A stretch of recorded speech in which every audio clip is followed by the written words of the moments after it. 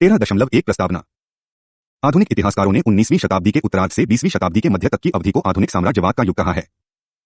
साम्राज्य शब्द 1872 में बेंजामिन डिज़रेली के द्वारा 1874 में ब्रिटेन के आम चुनाव के संदर्भ में गढ़ा गया था। साम्राज्यवाद के आलोचकों में सर्वाधिक प्रसिद्ध नाम है ब्रिटेन के उदारवादी जे हॉब्सन तथा बोल्शेविक क्रांति के रूसी मार्क्सवादी नेता वी.आई. लेनिन। वास्तव में इसे औपनिवेशिक साम्राज्य काल कहा जाना चाहिए। 19वीं शताब्दी के उत्तरार्ध में कार्ल मार्क्स और फ्रेडरिक एंजल्स ने उपनिवेशवाद शब्द का प्रयोग किया। हॉब्सन पहला व्यक्ति था जिसने साम्राज्यवाद शब्द का प्रयोग आर्थिक दृष्टिकोण से किया तथा बाद में अनेक राजनीतिक अर्थशास्त्रियों और इतिहासकारों द्वारा प्रबल संवाद आरंभ हुआ जो अभी तक समाप्त नहीं हुआ है। साम्राज्यवाद मूल रूप से एक राजनीतिक संकल्पना है जो अन्य देशों के ऊपर एक देश के आधिपत्य को सूचित करता है। उपनिवेशवाद मूलतः एक जनसांख्यिकीय संकल्पना है जो किसी विदेश में आबादी की उपस्थिति का द्योतक है। निःसंदेह जब एक आबादी अपने मूल देश को छोड़कर किसी अन्य देश में स्थानीय लोगों की शर्तों के रूप में रहती है, ऐसी आबादी को विदेशी या अप्रवासी या अल्पसंख्यक कहा जाता है। लेकिन जब विदेशी आबादी स्थानीय लोगों पर संख्या या शक्ति या दोनों के संदर्भ में आधिपत्य करती है तो प्रायः उन्हें औपनिवेशिक कहा जाता है। निःसंदेह शक्ति के संदर्भ में और सामाजिक विज्ञान के संदर्भ में अन्य व्यक्तियों के ऊपर अधिकार का स्पष्ट अर्थ राजनीतिक अधिकार है। लेकिन ये तब तक साम्राज्यवादी अधिकार नहीं है जब तक विदेश में उसका कोई ऐसा केंद्र न हो जहां से अधिकार ग्रहण किए जाते हैं। दूसरी तरफ उस देश में साम्राज्यवादी नियम के अंतर्गत साम्राज्यवादी सरकार के कार्मिकों की उपस्थिति आवश्यक होती है, चाहे अस्थायी रूप से हो। बहरहाल उपनिवेशवाद तथा साम्राज्यवाद दोनों में अर्थव्यवस्था का तत्व अत्यधिक होता है। 13.2 आधुनिक उपनिवेशवाद का उद्भव और विस्तार। 2.1 उपनिवेशवाद की अर्थव्यवस्था।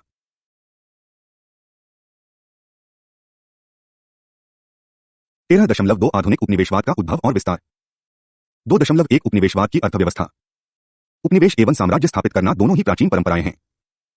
प्राचीन यूनान और रोम दोनों के उपनिवेश तथा साम्राज्य का थे। यद्यपि साम्राज्य का अर्थ है उपनिवेशों से बड़ा राज्य क्षेत्र। ऐसे उपनिवेश को गृह देश का सहारा होता है जो बदले में उपनिवेशों से राजस्व प्राप्त करता है। 15वीं और 16वीं शताब्दियों में भूमि और स्वर्ण जैसे प्राकृतिक संसाधनों की तलाश में यूरोपीय अधिकारों का एक बड़ा उपनिवेशवाद चला। अमेरिका और अफ्रीका के महाद्वीप इसके शिकार हुए। बाद में एशिया और ऑस्ट्रेलिया इस आंदोलन के शिकार हुए। 17वीं शताब्दी के अंतिम उत्तरार्ध में इतिहासकार जी.एम. प्रेवलियन द्वारा बताया गया कि इंग्लैंड के राज्यकर्मियों एवं व्यापारियों ने अपने अमेरिकी उपनिवेशों को उच्च महत्व दिया। वे लिखते हैं, समुद्र पार आधिपत्यों को दोहरे उद्देश्य पूरे करने के रूप में आंका गया।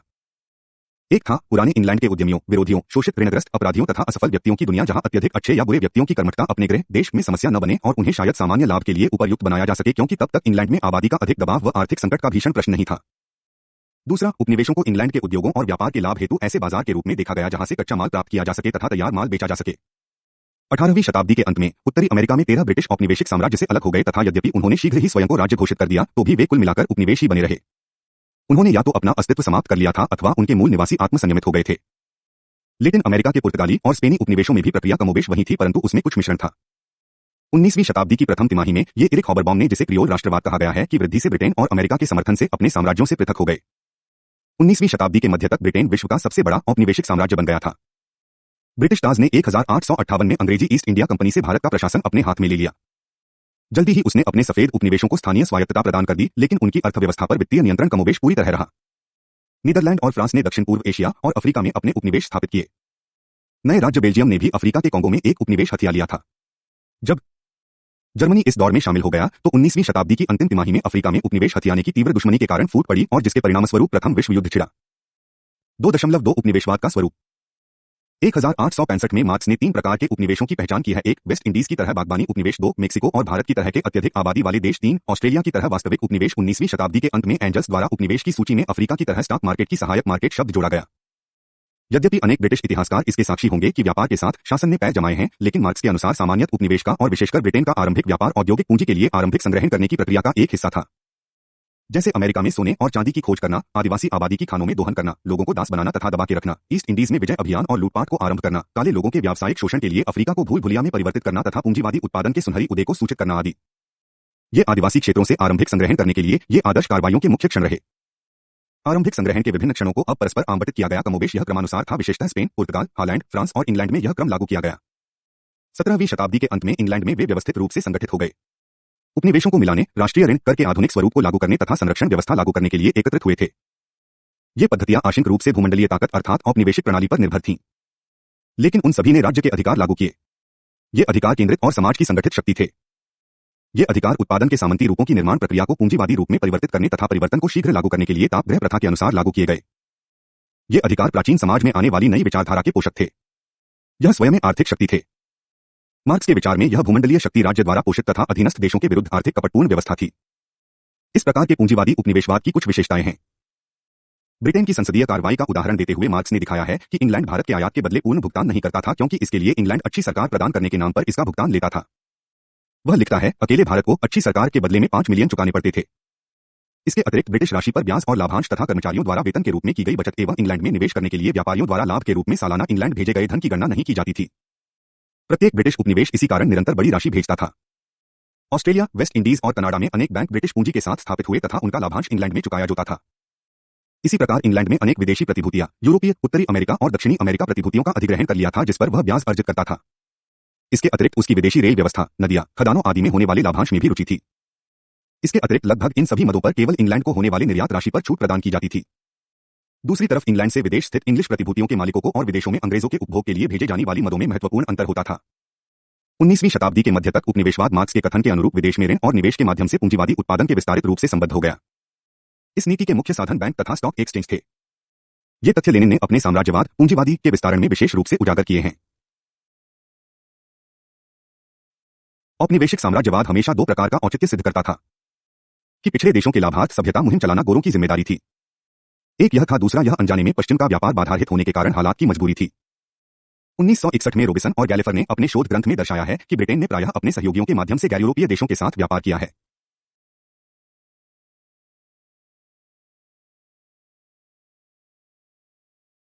वह अकेले तभी व्यापार करता था जब ऐसे सहयोगी नहीं मिलते थे या वे इसके विपरीत सोचते थे कि वह उनके प्रदेश को भी अपने में मिला लेगा। फिर ब्रिटेन का अफ्रीका को मिलाना मुख्यतः भारत के लिए व्यापार मार्गों के लिए सुरक्षा कवच था। गैलेफर के भारतीय छात्र अनिल सील ने इस अनुसंधान को और आगे बढ़ाया। उसने बताया कि ब्रिटेन के द्वारा भारत को अपने साथ मिलाने का मुख्य उद्देश्य उसके ईस्ट इंडीज के व्यापार मार्गों हॉब्सन द्वारा आर्थिक साम्राज्यवाद पर सामान्य व्यक्ति के लिए नहीं, अपितु इंग्लैंड के मुट्ठीमर पूंजीपतियों के लाभ का आरोप लगाने से 20वीं शताब्दी में उपनिवेशी साम्राज्यवाद पर एक गंभीर संवाद आरंभ हो गया था। 1917 में लेनिन ने आर्थिक साम्राज्यवाद को पूंजीवाद की एक ऐसी उच्चतम अवस्था माना जिसने संपूर्ण विश्व को पश्चिमी नेतृत्व में विभाजित कर दिया, जिसके कारण प्रथम विश्व युद्ध हुआ। उसने एकाधिकार का विस्तार, औद्योगिक पूंजी तथा आर्थिक पूंजी की संबद्धता तथा उपनिवेशों को पूंजी का निर्यात इस पूंजीवाद की इस समय की प्रमुख विशेषताएं थीं। फिर भी 1919 में एक उदार जर्मन अर्थशास्त्री जे ए स्कम्पीटर ने साम्राज्यवाद समाजशास्त्रीय सिद्धांत प्रस्तुत किया, जिसमें पूंजीवाद और साम्राज्यवाद के अनिवार्य संबंध से इनकार किया गया है। उसने साम्राज्यवाद को पूर्ववर्ती और सामंतवादी मनोवृत्तियों तथा कुछ पूंजीवादी सामाजिक संरचनाओं में से प्रवाहित होने वाला माना है। लेनिन के आलोचकों ने साम्राज्यवाद के तीसरे तथ्य उपनिवेशों को पूंजी के निर्यात के बारे में चुनौती दी है। उन्होंने यह दिखाने के लिए विवरण प्रस्तुत किया है कि अधिकांश ब्रिटिश विदेशी निवेश उनके आत्मनियंत्रित राज्य क्षेत्रों, गोरे उपनिवेशों और स्वतंत्र लेकिन अमेरिकी देशों में किया जाता था, न कि भारत में। केवल द्वितीय विश्व युद्ध के बाद ही ब्रिटेन ने अफ्रीका में विकास के लिए निवेश करना आरंभ किया। इस प्रकार लेनिन की यह आलोचना मार्क्स के उपनिवेशों के आरंभिक स्रोत संग्रहण वाले तर्क को ही दृढ़ करती है। लेकिन लेनिन को उपनिवेशवाद के मुख्य उद्देश्य कच्चे माल का दोहन करने वाले तथ्य की उपेक्षा करने के बारे में दोष नहीं दिया जा सकता, अपितु उसने इस पक्ष को जोर देकर एक गतिशील दिशा प्रदान की कि यह विकसित पूंजीवाद की निरंतर आवश्यकता थी। उसके अनुसार जितना अधिक पूंजीवाद विकसित होगा, कच्चे माल की उतनी ही अधिक कमी महसूस होगी। इसी प्रकार पूरे विश्व में कच्चे माल के स्रोत के लिए जितनी अधिक प्रतिस्पर्धा और दोहन होगा, उतना अधिक ही उपनिवेशों का अधिग्रहण करने के लिए घोर संघर्ष होगा। यहां तक कि गैर मार्क्सवादी इतिहासकारों के द्वारा भी कच्चे माल का दोहन और तैयार वस्तुओं का विपणन उपनिवेशी साम्राज्यवाद की मुख्य विशेषताएं बताई गई हैं। भारत के पूर्व राजनीतिक अर्थशास्त्रियों जैसे दादा भाई नारोजी, ए जी रानाडे व आर सी दत्त ने उपनिवेशी अधिकारों के द्वारा संबंधित लोगों के प्रत्यक्ष शोषण वाले पक्ष को उजागर किया है, जो भारत के लोगों की गरीबी का मुख्य कारण था। दूसरी ओर यह भी ध्यान रखना चाहिए कि अमेरिकी क्रांति के बाद ब्रिटेन के उपनिवेशों को कुछ स्वायत्तता प्रदान की गई, जो उत्तरी अमेरिका के उपनिवेशों को कभी नहीं मिली। फिर अमेरिकी क्रांति के कुछ वर्ष बाद ब्रिटेन ने संयुक्त राज्य अमेरिका के साथ अपने संबंधों में सुधार किया। 1812 के मोनराड डॉक्ट्रिन ने लैटिन अमेरिकी धरती पर ब्रिटेन और संयुक्त राज्य अमेरिका के साथ स्पर्धा से सभी यूरोपीय अधिकारों को अलग कर दिया। लैटिन अमेरिका स्वास्थ्यिक उपनिवेशों के रूप में विकसित हुआ। 2.4 उपनिवेशवाद का सामाजिक प्रभाव। उपनिवेशवाद का निर्विवाद रूप से मुख्य प्रभाव आर्थिक होता है, लेकिन इसका सामाजिक प्रभाव भी होता है। उपनिवेशवादी इतिहास को कैम्ब्रिज विद्यालय के वास्तविक संस्थापक आर रॉबिन्सन ने आरंभिक व्यापार और उपनिवेशवाद के कार्यान्वयन में सहयोगियों की भूमिका पर प्रामाणिक जोर दिया। स्वाभाविक है कि मुख्य लोगों और जनता के बीच सामाजिक संबंध ऐसे कार्यान्वयन से प्रभावित होते हैं। कुछ उपनिवेशों में मूल देशवासियों को जानबूझकर नष्ट किया गया या हाशिए पर रखा गया। कुछ स्थानों पर जातीय मिश्रण हुआ और कुछ स्थान धनी आबादी वाले थे, जहां लोगों की सांस्कृतिक गतिविधियां प्रभावित हुई। कुछ प्रमुख व्यक्तियों ने आधुनिकीकरण की तरफ बढ़ने के लिए जो भी मिला ग्रहण कर लिया तथा कुछ लोगों के रूढ़िवादी तरीके से प्रतिक्रिया की। फिर भी अधिकतर मामलों में प्रतिक्रियाएं मिश्रित थी, कुछ क्षेत्रों में अंशतः आधुनिक तथा कुछ मामलों में अंशतः रूढ़िवादी। महत्वपूर्ण तथ्य यह था कि उपनिवेशवाद के सहयोगी समय समय पर बदलते रहते थे। पुराना समूह शासकों के प्रति कुंठित होकर आलोचक और यहां तक कि हिंसक हो जाता था, जबकि फिर कुछ नए समूह शामिल कर लिए जाते थे। फिर भी औपनिवेशिक शासन के सहयोगी या विरोधी आधुनिकता या रूढ़िवादिता से एकदम दूर नहीं होते। यद्यपि कभी कभार रूढ़िवादी लोग उपनिवेशी शासन व्यवस्थाओं के आधुनिक आंदोलनों का विरोध करने लगते थे। अफ्रीकी एशियाई देशों के ऊपर अपने अधिकार जमाने की पश्चिम की आरंभिक कोशिशों का उपनिवेशी लोगों के द्वारा प्रतिरोध किया गया था। इसका एक विशिष्ट उदाहरण, जिसे ब्रिटेन वाले भारतीय विद्रोह कहते हैं। उपनिवेशी सरकारें तथा उनके इतिहासकार ऐसे विद्रोहों को उनकी प्रगतिशील कल्याणकारी गतिविधियों का रूढ़िवादी प्रतिरोध कहते हैं।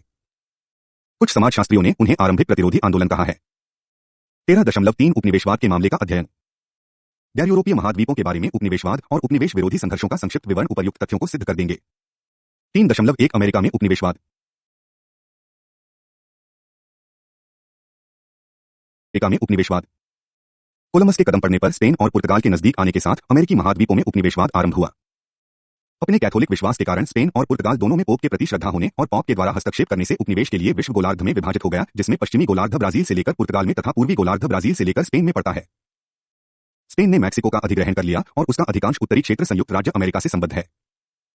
ब्रिटिश और फ्रांसीसी उपनिवेशकों द्वारा दो देश अपना लिए गए। अंततः ब्रिटिश औपनिवेशिक फ्रांसीसी और स्पेनी औपनिवेशिकों को परास्त कर या उनके क्षेत्रों पर आधिपत्य कर पर्याप्त रूप से उन्हें विस्थापित कर अन्यों की तुलना में अधिक सफल हुए। 1976 में 13 नए इंग्लैंड की कॉलोनी सम्राट से अलग हो गई। दूसरी तरफ कनाडा संयुक्त राज्य अमेरिका के उत्तर में वफादार उपनिवेश के रूप में प्रकट हुआ और 1867 में उसे पर्याप्त स्वायत्तता का पूरा आकार प्रदान किया गया। फ्रांसीसी मूल के कनाडा में विवादित विषयों को सुलझाने के लिए यहां सरकार की संघीय व्यवस्था भी स्वीकृत की गई। व्यापक वृक्षारोपण को बढ़ाने के लिए फ्रांसीसी उपनिवेशी शासन कुछ कैरिबियन द्वीपों तक सीमित रह गया था। 19वीं शताब्दी के आरंभ में ब्रिटेन और संयुक्त राज्य अमेरिका की अप्रत्यक्ष सहायता से लैटिन अमेरिकी देशों ने स्वयं को स्वतंत्र घोषित कर दिया। 1812 में अमेरिका के राष्ट्रपति मुनरो ने घोषणा की कि किसी भी यूरोपीय शक्ति को इस महाद्वीप में नहीं आने दिया जाएगा। संयुक्त राज्य अमेरिका के राजनीतिक प्रभाव एवं ब्रिटेन के आर्थिक प्रभाव से लैटिन अमेरिकी राज्य सीमित होकर और प्रायः तानाशाही नेतृत्व में अस्थिर राज्य व्यवस्थाओं के कारण ब्रिटेन और संयुक्त राज्य अमेरिका के आश्रित होकर रह गए थे। उनकी उपज, खदानें और विशेषतः तेल निर्यात व्यापार एंग्लो संयुक्त राज्य अमेरिका पर वास्तविक नियंत्रण के माध्यम से नियंत्रण में आ गए।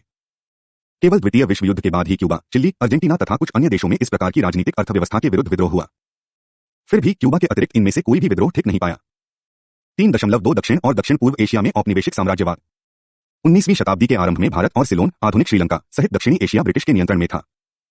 तो भी भारत में यह अधिकार तकनीकी रूप से दिल्ली मुगल शासकों के पदाधिकारियों के रूप में इंग्लिश ईस्ट इंडिया के द्वारा लागू किए जाते थे। 1857 में शासकों को पदच्युत कर दिया गया था। 1858 में इंग्लैंड की महारानी विक्टोरिया ने राज्य और ब्रिटिश इंडिया की सरकार का अधिग्रहण कर लिया। फिर भी 1/3 उपमहाद्वीप को स्वदेशी राजकुमारों के अधीन नाममात्र रूप से स्वतंत्र रहने दिया। 1877 में महारानी विक्टोरिया को भारत की महारानी घोषित किया गया तथा राजकुमारों के राज्यों को ब्रिटिश ताज की प्रभुसत्ता के अंतर्गत लाया गया। तटीय सिलोन, श्रीलंका की डच राज्य से 1796 में तथा 1815 में आंतरिक भूमि को भी अधिग्रहण कर लिया गया। बीच के वर्षों में श्रीलंका मद्रास राज्य के अध्यक्ष के एक भाग के रूप में शासित रहा। 1815 में यह ताज का उपनिवेश के रूप में परिवर्तित कर दिया गया। ब्रिटिश शासकों द्वारा भारत को उसके विशाल और विभिन्न आर्थिक स्रोतों के कारण हीरा समझा जाता था। सिलोन, श्रीलंका को कृषि उपनिवेश के रूप में विकसित किया गया। 1886 तक धर्मा, म्यांमार को उसकी जंगलात, तेल और कृषि स्रोतों के कारण साम्राज्य के व्यापक लाभ हेतु मिला लिया गया। ब्रिटेन ने अफगानिस्तान को मिलाने का प्रयास किया, लेकिन रूसी बादशाह जार के द्वारा यह विफल कर दिया गया। फिर भी 1902 में इस देश का अधिकांश क्षेत्र ब्रिटिश भारत में मिला लिया गया। पूर्व की तरह ब्रिटिश, फ्रांसीसी तथा डच में प्रदेशों को हड़पने के लिए प्रतिस्पर्धा थी और उन्होंने दक्षिण पूर्व एशिया को इस प्रकार विभाजित कर दिया था। सिंगापुर और हांगकांग सहित मलेशिया ब्रिटेन के लिए थे, इंडोनेशिया डच के लिए तथा कंबोडिया, आज का कंपुचिया, लाओस तथा वियतनाम सहित इंडोचीन फ्रांस के लिए था। वियतनाम में चीन को छोड़कर फ्रांसीसियों ने राजवंश के शासकों को सीमित राजनीतिक स्वायत्तता प्रदान कर दी थी, लेकिन इंडोचीन पर संपूर्ण आर्थिक नियंत्रण बनाए रखा। 3.3 दक्षिण और पूर्व एशिया में उपनिवेश विरोधी संघर्ष। 3.2 दक्षिण और दक्षिण पूर्व एशिया में औपनिवेशिक साम्राज्यवाद। 19वीं शताब्दी के आरंभ में भारत और सिलोन, आधुनिक श्रीलंका सहित दक्षिणी एशिया ब्रिटिश के नियंत्रण में था। तो भी भारत में यह अधिकार तकनीकी रूप से दिल्ली मुगल शासकों के पदाधिकारियों के रूप में इंग्लिश ईस्ट इंडिया के द्वारा लागू किए जाते थे। 1857 में शासकों को पदच्युत कर दिया गया था। 1858 में इंग्लैंड की महारानी विक्टोरिया ने राज्य और ब्रिटिश इंडिया की सरकार का अधिग्रहण कर लिया। फिर भी 1/3 उपमहाद्वीप को स्वदेशी राजकुमारों के अधीन नाममात्र रूप से स्वतंत्र रहने दिया। 1877 में महारानी विक्टोरिया को भारत की महारानी घोषित किया गया तथा राजकुमारों के राज्यों को ब्रिटिश ताज की प्रभुसत्ता के अंतर्गत लाया गया। तटीय सिलोन, श्रीलंका की डच राज्य से 1796 में तथा 1815 में आंतरिक भूमि को भी अधिग्रहण कर लिया गया। बीच के वर्षों में श्रीलंका मद्रास राज्य के अध्यक्ष के एक भाग के रूप में शासित रहा। 1815 में यह ताज का उपनिवेश के रूप में परिवर्तित कर दिया गया। ब्रिटिश शासकों द्वारा भारत को उसके विशाल और विभिन्न आर्थिक स्रोतों के कारण हीरा समझा जाता था। सिलोन, श्रीलंका को कृषि उपनिवेश के रूप में विकसित किया गया। 1886 तक धर्मा, म्यांमार को उसकी जंगलात, तेल और कृषि स्रोतों के कारण साम्राज्य के व्यापक लाभ हेतु मिला लिया गया। ब्रिटेन ने अफगानिस्तान को मिलाने का प्रयास किया, लेकिन रूसी बादशाह जार के द्वारा यह विफल कर दिया गया। फिर भी 1902 में इस देश का अधिकांश क्षेत्र ब्रिटिश भारत में मिला लिया गया। पूर्व की तरह ब्रिटिश, फ्रांसीसी तथा डच में प्रदेशों को हड़पने के लिए प्रतिस्पर्धा थी और उन्होंने दक्षिण पूर्व एशिया को इस प्रकार विभाजित कर दिया था। सिंगापुर और हांगकांग सहित मलेशिया ब्रिटेन के लिए थे, इंडोनेशिया डच के लिए तथा कंबोडिया, आज का कंपुचिया, लाओस तथा वियतनाम सहित इंडोचीन फ्रांस के लिए था। वियतनाम में चीन को छोड़कर फ्रांसीसियों ने राजवंश के शासकों को सीमित राजनीतिक स्वायत्तता प्रदान कर दी थी, लेकिन इंडोचीन पर संपूर्ण आर्थिक नियंत्रण बनाए रखा। 3.3 दक्षिण और पूर्व एशिया में उपनिवेश विरोधी संघर्ष।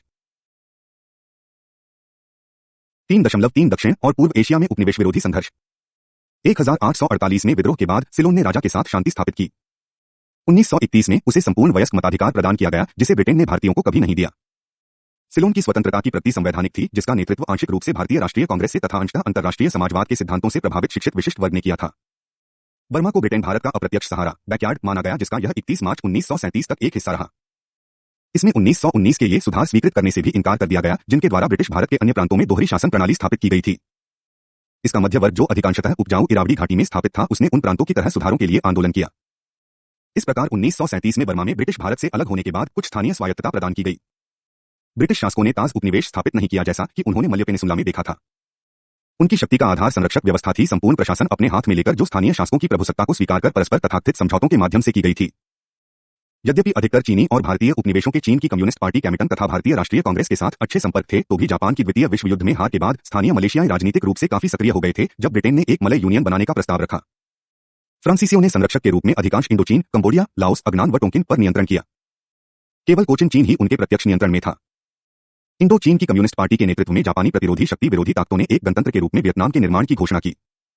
यह पश्चिमी ताकतों, विशेषतः संयुक्त राज्य अमेरिका को शामिल करते हुए, इतिहास में सर्वाधिक बदनाम सिविल युद्धों में से एक युद्ध की शुरुआत थी। 3.4 जापान और संयुक्त राज्य अमेरिका। दक्षिण और पूर्वी एशिया में उपनिवेशवाद की कथा 20वीं शताब्दी के आरंभ में जापानी साम्राज्य के उत्थान का संदर्भ बताए बिना पूरी नहीं होगी। आरंभ में 1902 में जापान का संघर्ष ब्रिटेन के साथ तथा 1904 में रूसी जार के साथ हुआ। उसने कोरिया का 1905 में अधिग्रहण कर 1911 में अपने में मिला लिया। उसने चीन और पैसिफिक क्षेत्र में साम्राज्यवादी महत्वाकांक्षा के साथ संयुक्त पक्ष की तरफ से प्रथम विश्व युद्ध में लड़ाई की। वास्तव में 1931 में उसने मंचूरिया पर आक्रमण किया। दूसरे विश्व युद्ध के दौरान यह मुख्य ताकतों में शामिल हो गया तथा दक्षिणी पूर्वी एशिया पर हमला करते हुए ब्रिटिश भारत की सीमा रेखा तक आगे बढ़ गया। इससे दक्षिणी पूर्वी एशिया में राष्ट्रवाद के उत्थान को बहुत सहायता मिली तथा इस क्षेत्र में यूरोपीय ताकतों का नियंत्रण कमजोर हो गया। यहां तक संयुक्त राज्य अमेरिका ने 1898 में फिलीपींस को अधिग्रहण कर लिया और 1946 तक अपने अधिकार में रखा। 3.5 एशियाई साम्राज्यों में उपनिवेशवाद। शेष एशियाई महाद्वीप। दक्षिण और पूर्वी एशिया में उपनिवेशवाद की कथा 20वीं शताब्दी के आरंभ में जापानी साम्राज्य के उत्थान का संदर्भ बताए बिना पूरी नहीं होगी। आरंभ में 1902 में जापान का संघर्ष ब्रिटेन के साथ तथा 1904 में रूसी जार के साथ हुआ। उसने कोरिया का 1905 में अधिग्रहण कर 1911 में अपने में मिला लिया। उसने चीन और पैसिफिक क्षेत्र में साम्राज्यवादी महत्वाकांक्षा के साथ संयुक्त पक्ष की तरफ से प्रथम विश्व युद्ध में लड़ाई की। वास्तव में 1931 में उसने मंचूरिया पर आक्रमण किया। दूसरे विश्व युद्ध के दौरान यह मुख्य ताकतों में शामिल हो गया तथा दक्षिणी पूर्वी एशिया पर हमला करते हुए ब्रिटिश भारत की सीमा रेखा तक आगे बढ़ गया। इससे दक्षिणी पूर्वी एशिया में राष्ट्रवाद के उत्थान को बहुत सहायता मिली तथा इस क्षेत्र में यूरोपीय ताकतों का नियंत्रण कमजोर हो गया। यहां तक संयुक्त राज्य अमेरिका ने 1898 में फिलीपींस को अधिग्रहण कर लिया और 1946 तक अपने अधिकार में रखा। 3.5 एशियाई साम्राज्यों में उपनिवेशवाद। शेष एशियाई महाद्वीप। लगभग पूरी तरह 3 साम्राज्यों चीन, रूसी जार तथा तुर्की में विभाजित था। यहां उपनिवेशों और एक साम्राज्य के बाहरी हिस्सों में अंतर किया जाना चाहिए। उपनिवेश भौगोलिक रूप से मुख्य भूमि से पृथक होता है, जबकि साम्राज्य में ऐसा नहीं होता। चीनी और रूसी साम्राज्य तथा कुछ हद तक तुर्की साम्राज्य भौगोलिक रूप से संगठित थे। फिर भी तीनों यूरोपीय उपनिवेशी अधिकारों की क्षेत्रीय अभिलावाओं तक सीमित थे। प्रथम विश्व युद्ध के आरंभ तक ब्रिटेन ने चीन में अफीम के मुक्त व्यापार के अधिकार प्राप्त करने के लिए लड़ाई लड़ी। 1840 की अफीम लड़ाई, ओपियम वार, ने चीन को पश्चिमी ताकतों के साथ 17 आसमान संधियों पर हस्ताक्षर करने के लिए विवश कर दिया और जापान ने उस देश को इन ताकतों का वास्तविक रूप से आश्रित बना दिया। किसी तरह रूस अपने क्षेत्र में एंग्लो फ्रांसीसी षड्यंत्र का प्रतिरोध करने में सक्षम रहा और 1907 में उसने ब्रिटेन से ईरान में उसका क्षेत्र छीन लिया। यद्यपि ब्रिटेन ने नवीनतम खोजे गए व्यापक तेल स्रोतों पर अपना एकाधिकार बनाए रखा। प्रथम विश्व युद्ध के बाद बोल्शेविक क्रांति ने इस साम्राज्य को बहुराष्ट्र संघ में परिवर्तित कर दिया था, जो 1990 में समाप्त हो गया। प्रथम विश्व युद्ध के बाद तुर्की साम्राज्य बिखर गया तथा इसका पश्चिमी एशियाई अधिकार राष्ट्र लीग के द्वारा ब्रिटेन और फ्रांस को सौंप दिया गया। इन क्षेत्रों में से सऊदी अरब को 1932 स्वतंत्रता प्रदान कर गई। दूसरे विश्व युद्ध के बाद शेष अरब देशों ने एक न्यास राज्य क्षेत्र बना लिया और वे ब्रिटेन और फ्रांस के नियंत्रण में आ गए। 1950 के दशक तक उनको स्वतंत्र घोषित कर दिया गया। 3.6 अफ्रीका में उपनिवेशवाद।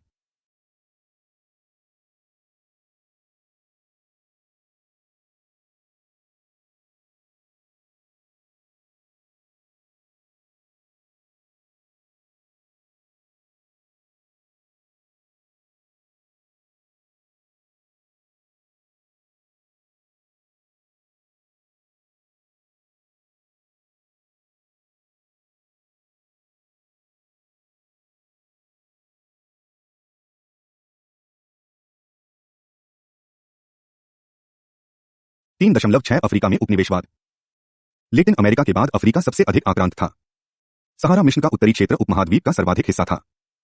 यह किसी भी यूरोपीय शक्ति से विजित नहीं हुआ तो भी ब्रिटेन और कुछ हद तक फ्रांस ने इस पर पर्याप्त अधिकार जमा लिया तथा इस देश पर नियंत्रण किया। प्रथम विश्व युद्ध 1914 में ब्रिटेन ने स्वयं को मिस्र का संरक्षक घोषित कर दिया, जिससे जनता की नाराजगी बढ़ गई और आंदोलन होने लगे। ब्रिटेन द्वारा 1922 में संरक्षणता समाप्त करने की घोषणा की, लेकिन उन पर ब्रिटेनी दबाव बनाए रखा, जिससे 1936 में उसे एक असमान एंग्लो मिस्र संधि पर हस्ताक्षर करने पड़े। जब संधि के द्वारा ब्रिटेन को स्वेज नहर और कुछ अन्य क्षेत्र ब्रिटेन को प्राप्त हो गए। मिस्र के पड़ोसी सूडान और इथोपिया अभी भी औपनिवेशिक ताकतों के अधीन, जो ट्यूनीशिया, अल्जीरिया, मोरक्को का एक भाग तथा मध्य और पश्चिमी अफ्रीका से सटा हुआ बड़ा क्षेत्र फ्रांस के अधीन था। लेकिन उपमहाद्वीप का बड़ा हिस्सा ब्रिटेन के अधीन था। अफ्रीका के अन्य स्वामी स्पेन, इटली, बेल्जियम और जर्मनी थे। अफ्रीका की तरफ आकर्षित करने वाला पहला व्यवसाय था दास्ता। बाद में हाथी दांत के व्यवसाय ने व्यापारियों को इस महाद्वीप में अत्यधिक आकर्षित किया। इसमें कुछ धर्म प्रचारक भी आ गए, जिन्हें स्थानीय निवासियों द्वारा मार दिया गया। इससे सेना अर्थात पश्चिमी ताकत महाद्वीप में प्रवेश कर गई। 19वीं शताब्दी के मध्य तक यूरोपीय ताकतें अफ्रीका में हीरे, स्वर्ण और अन्य बहुमूल्य खनिजों के बारे में जान गई थीं। उन्होंने अफ्रीका को विभाजित करने की उत्तेजक कूटनीतिक गतिविधियां चलाई और 19वीं शताब्दी के अंत तक उनमें विभाजन आरंभ हो गया। अब अफ्रीका के लिए छीनाझपटी था, जिसने पूंजीवादी साम्राज्यवाद के चरित्र को स्पष्ट रूप से उजागर कर दिया था।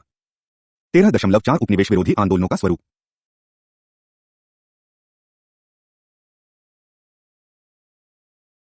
13.4 उपनिवेश विरोधी आंदोलनों का स्वरूप। इस वंचित और शोषित होने की भावना ने मुख्य लोगों की निष्क्रियता को तोड़ा। औपनिवेशिक शासन की स्थापना के बाद आधुनिक उच्च वर्गों ने औपनिवेशिक शासन के विरोध का नेतृत्व किया। उन्होंने लोगों को एक मंच पर संगठित किया गया, शासकों से अपनी बात कहने तथा एक समान व्यवहार के अधिकार की मांग की। आरंभ में उनकी आवाज में नम्रता थी, लेकिन बाद में कुंठित होकर उनमें उग्रवाद पनपने लगा। जैसे 19वीं शताब्दी के अंत से 3 दशक पूर्व भारत में क्रांतिकारी राष्ट्रीय आंदोलन, जिसे ब्रिटेन ने उग्रवादी कहा है, काफी शक्तिशाली था। दूसरे महाद्वीप के दौरान और उसके बाद एशिया और अफ्रीका में उपनिवेश विरोधी आंदोलनों में हिंसक घटनाओं का व्यापक बोलबाला हो गया था। शासक व्यवस्था के सहयोगी रूढ़िवादी तथा आधुनिक दोनों पक्षों का संपर्क में थे, लेकिन स्थानीय समाजों के दोनों वर्गों में उनके विरोधी थे। कहना व्यर्थ है कि एक ही समय में सहयोग लाभ उठाने वाले थे तथा विरोधी उससे वंचित रहते थे। फिर भी उपनिवेश विरोधी आंदोलन विभिन्न रूपों में बढ़ते गए। 4.1 आदर्श के रूप में भारत। 4.1 आदर्श के रूप में भारत।